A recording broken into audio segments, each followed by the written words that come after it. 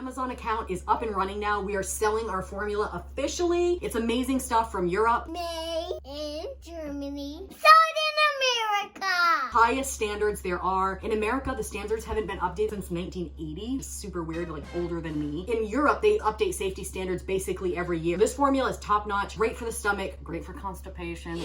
This is a great product. If you happen to want to purchase it and join us on our journey, then grab the link in the description. If you do and leave a review for us, send me a screenshot at vinandsori@gmail.com of your review after you have received the product. We will put your name in a hat. Song reviews are going to come out by some of the people that have left reviews. Don't forget to send us a screenshot of your review once you get the product. Now a word from our mascot dressed as a pirate, Fuji. It's a steal of a deal. Grateful Dead, A Touch of Grey. The big homie Seven Dusted says, like them or not, they're fucking legends. True. The ultimate jam band. While I'm not their biggest fan, I've always loved this song. My wife, Mrs. Seven, is a huge fan. This is definitely one of the things she's influenced me in our lives. Thanks, my darling. All right. So the Grateful Dead. Yeah, I was gonna say I didn't really peg Seven as a Grateful Dead person, but now I see his influence. Now I see wifey's influence. Mrs. Seven. Mrs. Seven. Shout out to Mrs. Seven, yep, by the way. Shout out to you. Gang shit. Okay. I'm sure we'll meet one day. Yeah. You guys are the only ones that can deal with us. And we too will have conversation. You should, matter of fact, you should email me. Oh boy, I'd rather not. I'd rather you not. All right, here we go. The Grateful Dead, Touch of Grey. Let's do it.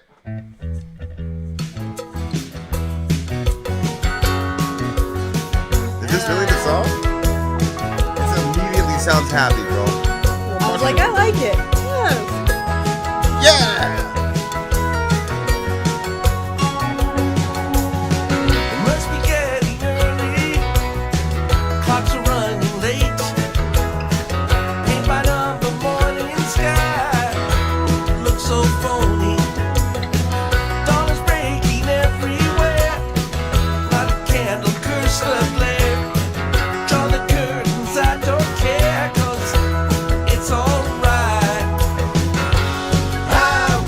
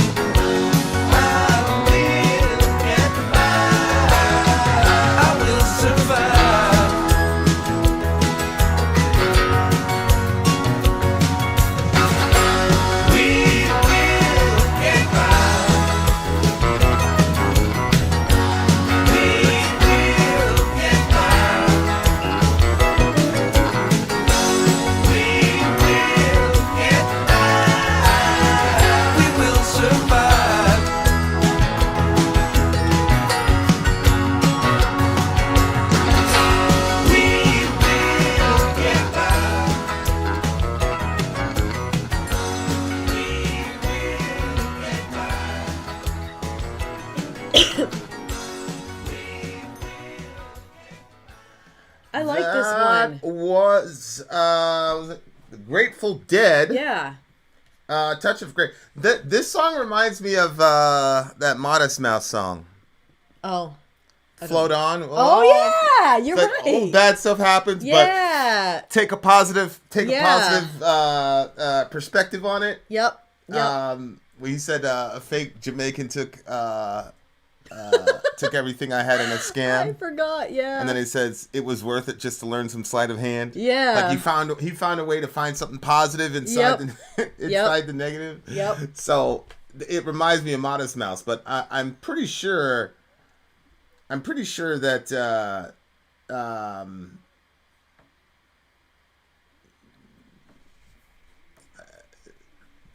sure that these guys are way before Modest Mouse. Modest Mouse came out 1987. This song came out in 1987. Okay, so yeah, exactly. Okay. So these guys were before Modest Mouse, obviously. So I would say that Modest Mouse got their idea from these guys, probably. Mm-hmm. You know what I'm saying? Like, you make a song and it's talking about like the good side of bad things, I guess you could say. All right, so I like it because I noticed that my song list that was like generating on my phone, like by suggestion, was not very positive. Like a lot of it was like songs after tragedy or loss, or like everything. It was like a lot of depressing. And so I like stuff like this because it has a chill sound to it. The music does, and it makes you feel like I want to be in the sun, maybe in my backyard, in another state that's warm, a nice lounge chair. Yeah. It's going to be all right. Like there's serious stuff that we have to deal with in life, and everybody has to face stuff, but at the same time, like we can get by. And I think that, you guys have a relationship, we have a relationship, stuff's not always easy for us. I'm sure the same is with you guys. You talking about Seven and Nick? Yeah. But like, there is a sense in which you decide together, like, we're going to get by together. Like, we're going to go through this together, and we're going to come out of it on the other side together. And that doesn't mean that there haven't been times where one or both of us have been selfish, and it added more pain to a given situation than there needed to be. But I think at the end of the day, you got to figure out what your goal is. And if your goal is, like, we want to be together, we also want to get by.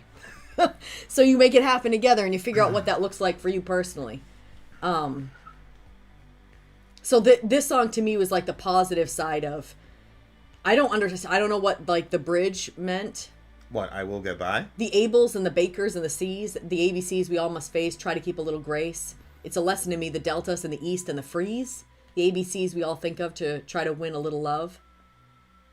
DEF. What? Right? The Ables, Bakers, and the C's, that's ABCs. Yep. And then Delta and East and F are DEF. What is he saying? Like there's stuff that we're all trying to do to get by and also to win love in the process? I think ABCs are the basics of language. Okay. And I think he's saying that there's certain situations in life that are just the basics of life. And you're just going to learn. It's just these are life lessons for you to learn. Mm-hmm. So interpret these things as life lessons, like ABCs. Like just like the ABCs are the basics of learning language. Mm-hmm. And when you're a kid and your parent tells you A and the kid repeats A, he doesn't really know what's going on.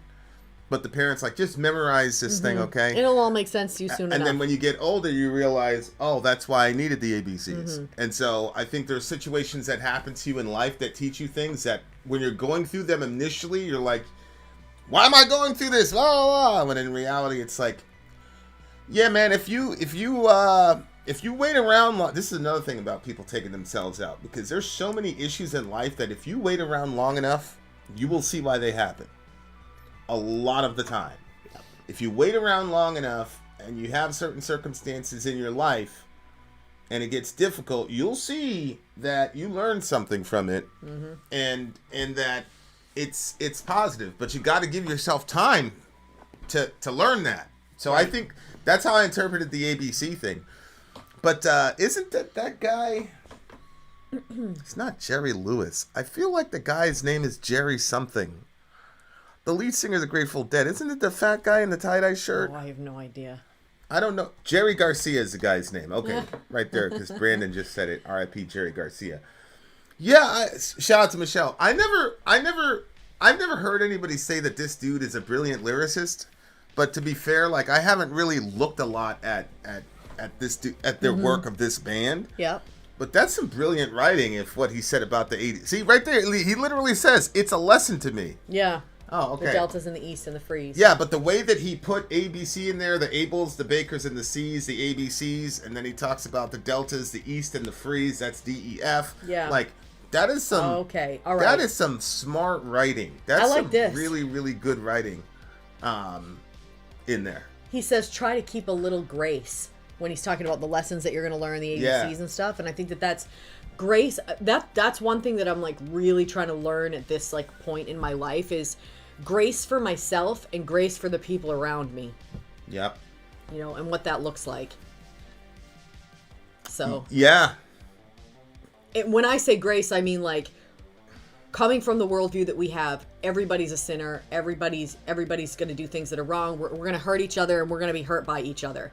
And, you know, we have a really close-knit family. We're all here. We homeschool. We work our business together. We do everything together. Gang shit. Yeah.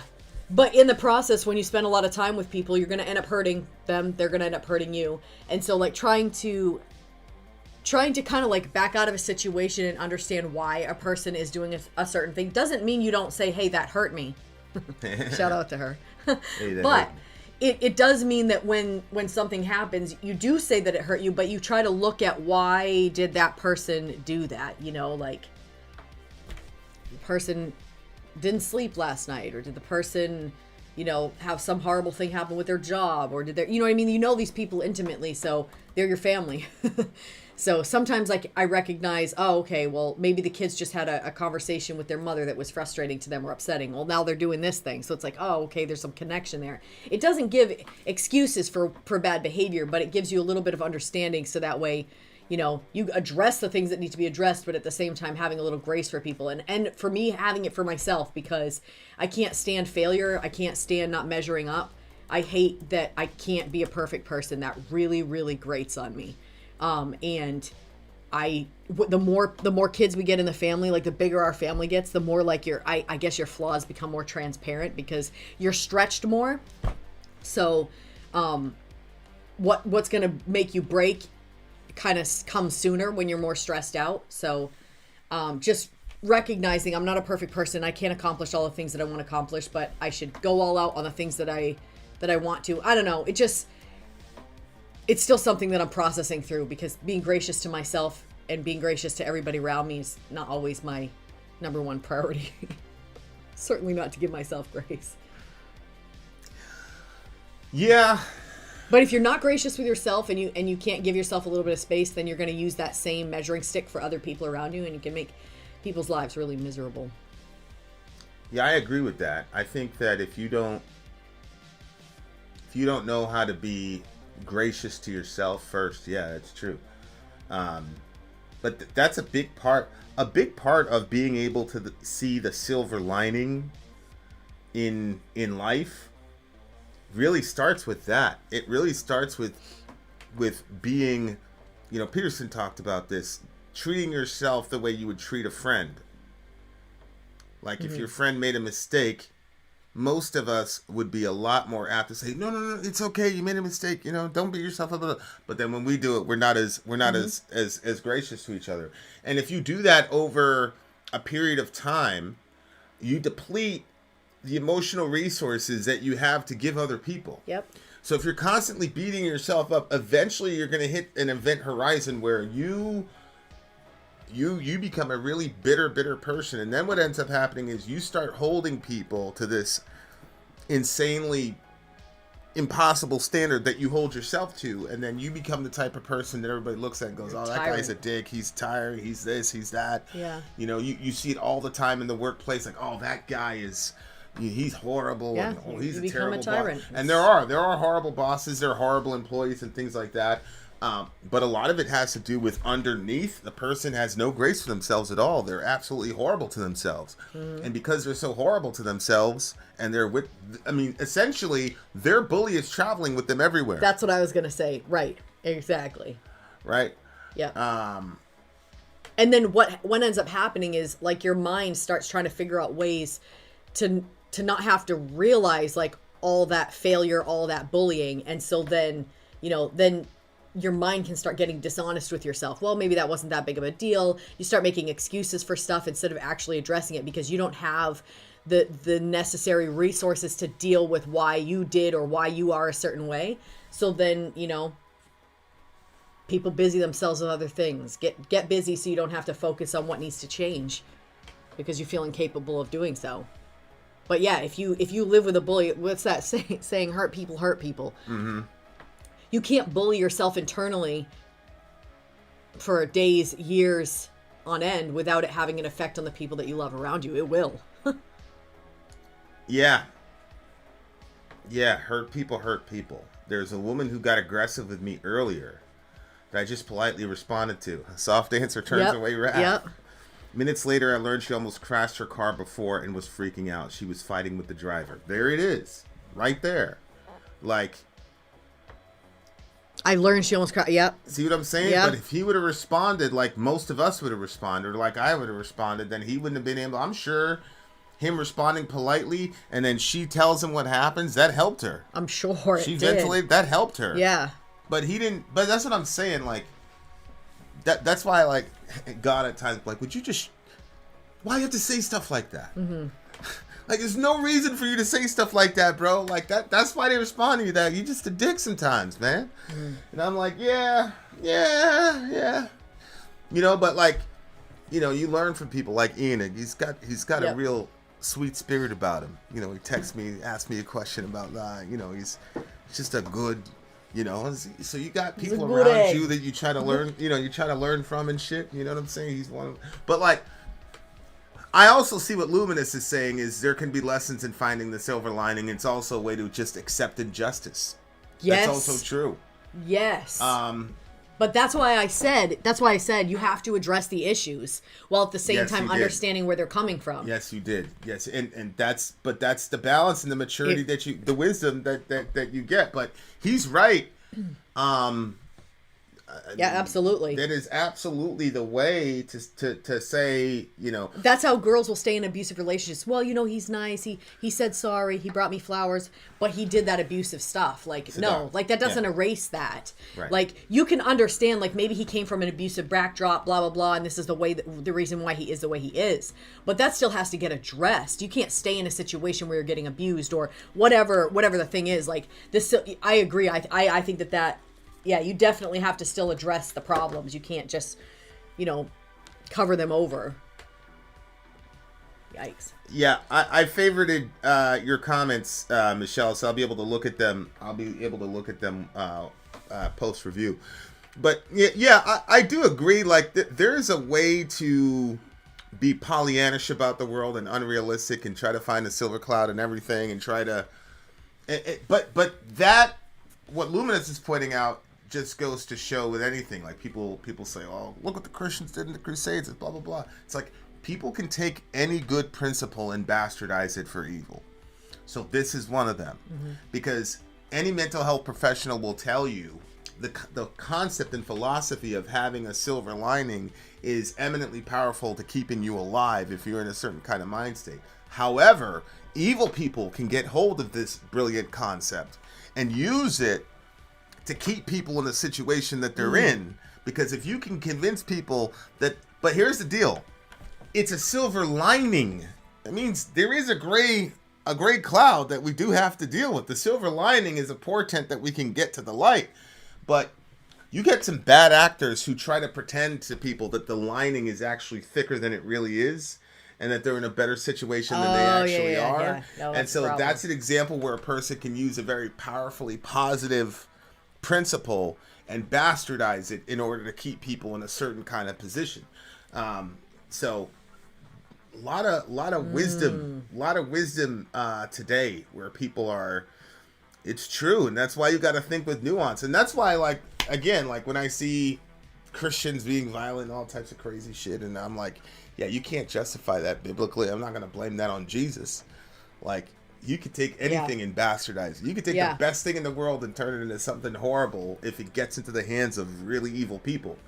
But yeah, like the song, it had like a happy feel at the beginning. It was, I think, of the major chord intro, but like that chorus, I feel like I've heard that chorus. I will get by. I feel like I've heard that before. Yeah, it did sound familiar. I don't know if I heard that in a commercial. I don't know. Maybe it was, because this is Grateful Dead, so. I don't know. What does that mean? Do they do a lot of commercials? They're just... No, I don't know that. I'm just saying, like, there were a few bands that, even though we weren't knowledgeable about music and stuff when we were growing up, like, there was still ones that kind of, like, split through the crack. Grateful Dead, Metallica, Pink Floyd. Like, you would see shirts of them, and I knew that those bands existed. As in you knew about them. Yeah, you saw the... Aren't they the ones with the dancing colored bears? Who? Grateful Dead. Who is that? Am I at the wrong Dancing band? Colored Bear? Yeah. I don't know. Ask Seven, he'll tell you. But anyway, so usually whenever there's a really popular band that is so popular that it broke through in my in the bubble I was living in, usually those bands ended up in commercials. I mean, it's very okay. So that's probably where I saw them. Then it was probably in a commercial. See. So, good catch. But the Grateful Dead Bears. I think you never seen these? They're all colorful and shit. Was it the Care Bears? No, they're not the Care Bears. Holy shit. All I remember... That's yours. That'd be your icon. That'd be your icon. Train's only going to one station somehow. You put that shit on Facebook. And the Ripper was like, yeah, I'm not going to... But that was still her. That was still her engaging with it. Yeah. Bringing attention to it. Yeah, this was a chill song, man. But like I said, that chorus is like toward the end, I was like singing along with it because I'm like, yeah, I feel like I heard that chorus before. 9.4 for me. I will say two things. It did sound positive at the beginning, like kind of, but then I'm not sure if as it transitioned throughout the song, if it began to feel more like they were trying to convince themselves they were going to get by. I'm not sure if that was just how I experienced it, but either way, yeah, I think that there's a little of that in everything, right? If you're like, we're going to get by, we're going to survive this, we're going to do it. Like, I think there's a bit of difficulty in everything. And I think that a lot of us, if not all of us, come to quit points where we want to quit at something and we want to say, you know what? This is too difficult to keep practicing this grace, or this is too difficult to do this or that. Yeah. And then you decide, like, am I going to keep pushing through or am I going to stop? And, you know, I don't know. Have you ever, like, stopped something that was good for you, but it was difficult, and then you looked back and you were like, I'm so glad I didn't keep going with that difficult thing that was good for me. You know what I mean? Like, most times the stuff that we stop that's healthy and difficult and we don't keep going with it because it's too difficult ends up being the some of our biggest regrets. But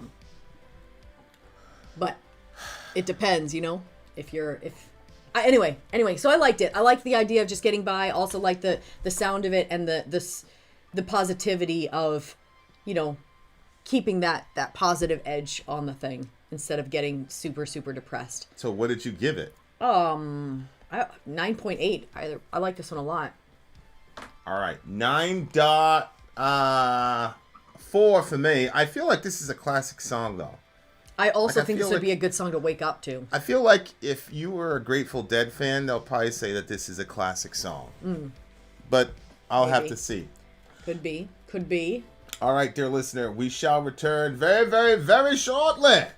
And when we return, we will be listening to... Tell the people what we'll be listening to. Mr. Big Green Tinted 60s Mind. Mr. Big Green Tinted 60s Mind. If you can figure that out, dear listener, we'll be right back. We'll be right back.